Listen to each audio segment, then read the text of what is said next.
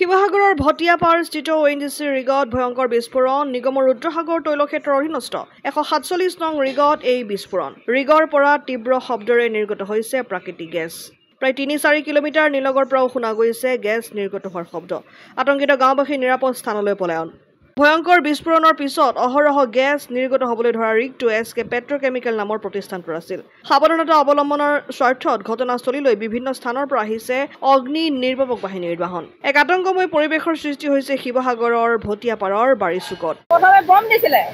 বম বাছ হৈ গ'ল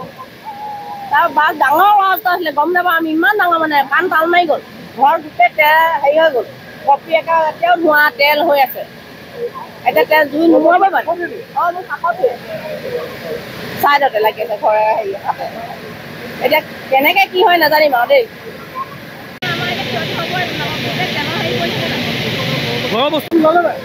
বস্তু মই কাগজ পত্ৰ কেইটামানে উলিয়াই থৈছোঁ এতিয়া ঘৰলৈ যাবলৈও নোৱাৰিছোঁ মই কেনেকৈ যাম ঘৰৰ ভিতৰলৈ বিপদজনক হৈ আছে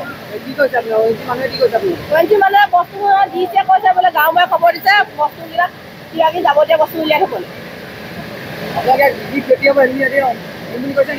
নাই কোৱা বৰ্তমান শিৱসাগৰৰ পৰা সৈয়দ মুস্তাকুৰ ৰহমানৰ ৰিপৰ্ট অসম আদিত্য